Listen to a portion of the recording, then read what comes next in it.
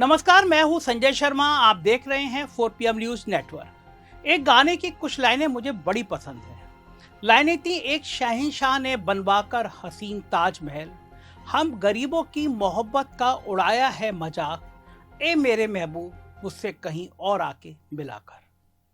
कभी आपने सोचा है कि इस देश में गरीबों के लिए जो जमीनें वक्फ के नाम पर दी गई थी वो अब किसके पास हैं? पूरे देश में हल्ला मचा हुआ है, पूरे देश में हंगामा मचा हुआ है। आज मैं एक बहुत महत्वपूर्ण बात पे आपसे चर्चा करना चाहता हूं और मुझको यकीन है ये दिल को छूने वाली चर्चा है और देश को अब ये तय करने वाली चर्चा है। क्या वो जमीनें अनाथ बच्चों की भलाई के लिए इस्तेमाल हो रही हैं या किसी अरबपति के ऐशो आराम के लिए? आज हम बात करेंगे उस इमारत की जिसकी चमक दमक दुनिया देखती है, मुकेश अंबानी का एंटीलिया। मगर इस चमक दमक के नीचे दबा है एक सड़ांध मारता हुआ सच। वक्फ की जमीन पर बना है ये अरबों का महल, ऐसा आरोप है। वक्फ क्या होता है? जनता की जमीन, गरीबों की उम्मीद।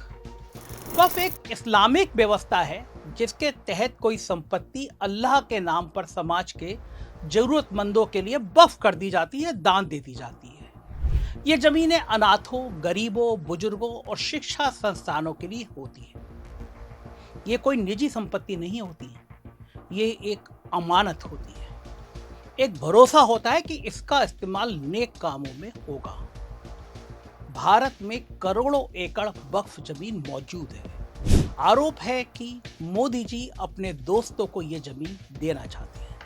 ये दुनिया में मुसलमानों के पास मौजूद सबसे बड़ी धरबाज संपत्तियों में से एक है। मगर क्या इसका सही उपयोग हो रहा है?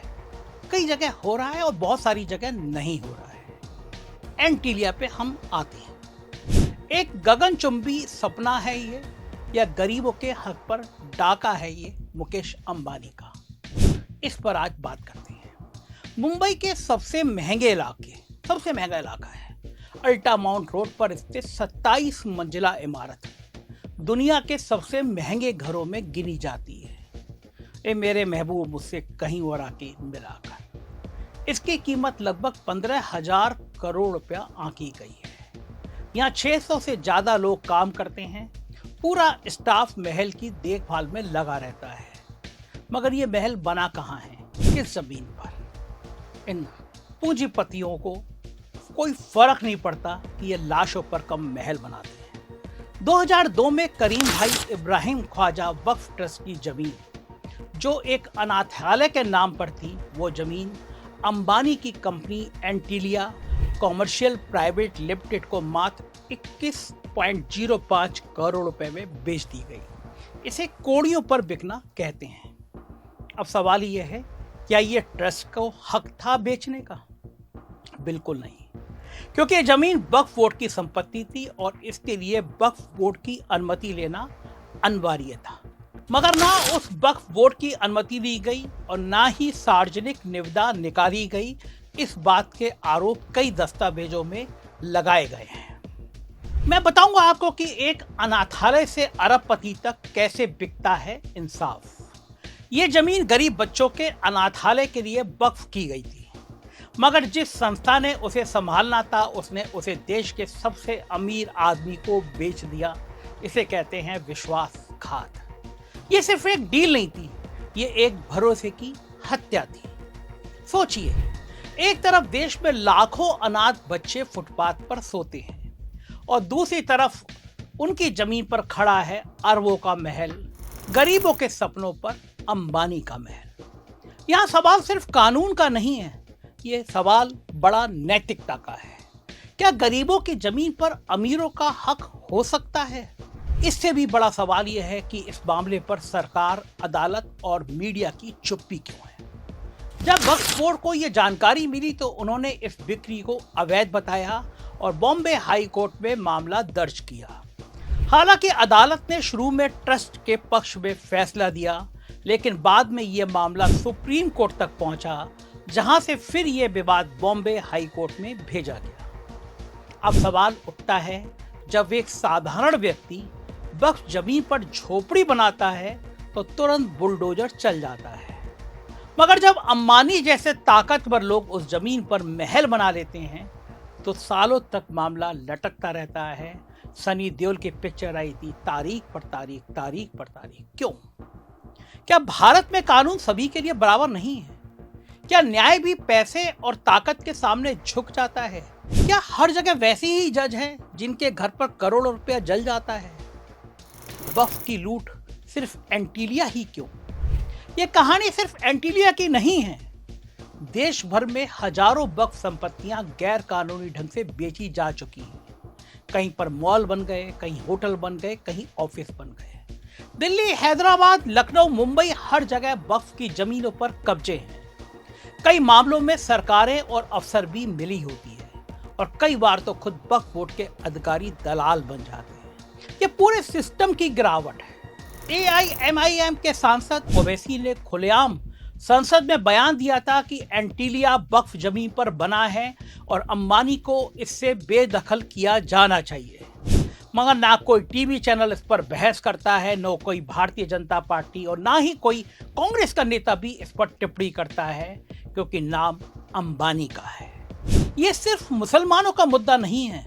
ये मत समझिए कि ये सिर्फ वक्फ या मुसलमानों का मुद्दा है। ये हर आम आदमी का मुद्दा है, क्योंकि जब गरीबों की जमीन बिकती है तो पूरे समाज का भरोसा टूटता है। जो जमीनें अनाथ बच्चों, विधवाओं और गरीबों के लिए थी, अगर वो अरबपतियों की हवेली बन जाए तो फिर गरीबों के लिए इस देश में क्या बचेगा? जनता की आंखें खोलना ही चाहिए, एक आवाज उठनी चाहिए, क्योंकि ये लड़ाई सबकी है। हमें ये लड़ाई सिर्फ कोर्ट में नहीं लड़नी, हमें इसे जनता की अदालत में भी लड़ना है। हमें ये सवाल पूछना है कि क्या एक अरबपति का महल गरीब अनाथ बच्चों की जमीन से ज्यादा जरूरी है? क्या कानून सिर्फ गरीबों के लिए सख्त है? और क्या मीडिया, देश की गोदी मीडिया इसलिए चुप है क्योंकि सारा माल, सारा पैसा, सारा विज्ञापन अंबानी के पास है? समाधान क्या है? इस समस्या का समाधान क्या है? समाधान है कि सुप्रीम कोर्ट को सख्त कदम उठाना चाहिए, जल्दी से जल्दी उठाना चाहिए। कानून की नजर में कोई भी व्यक्ति बड़ा नहीं होना चाहिए, चाहे वो देश का सबसे बड़ा अमीर आदमी अंबानी ही क्यों ना हो। बोर्ड को राजनीतिक नियंत्रण से तो मुक्त कर दिया गया और इसके प्रबंधन में पारदर्शिता लाने की बात भी की गई, लेकिन मोदी सरकार पे भरोसा किसको है? सबको पता है कि वक्फ की जमीनों को हड़पने की योजना है, तो फिर जनता को जागरूक किया जाए ताकि ऐसे सौदे भविष्य में रोके जा सके। एंटीलिया की दीवारें इंसाफ की चीख सुने, यह आवाज जोर से निकालनी चाहिए। अंत में यह मुद्दा सिर्फ एक इमारत का नहीं है, ये एक सोच का प्रतीक है कि अगर आप ताकतवर हैं तो सब माफ है, मगर अब समय आ गया है कि जनता बोले, अदालत बोले और इंसाफ बोले। इंसाफ की यह लड़ाई जारी रहनी चाहिए। एंटीलिया के महंगे झूमर एक दिन बुझ सकते हैं, मगर गरीब की दुआओं में जो रोशनी होती है वो हमेशा जलती रहती है। आपका क्या मानना है? क्या मुकेश अंबानी को यह जमीन छोड़ देनी चाहिए जो गरीबों के नाम की थी, जो बच्चों के नाम की थी, जो अनाथ बच्चों के नाम की थी? क्या सरकार को तत्काल इस मामले में दखल देना चाहिए? अपने विचार कमेंट में जरूर लिखिए और इस वीडियो को इतना फैलाइए कि इसकी आवाज अंबानी के कानों तक पहुंचे।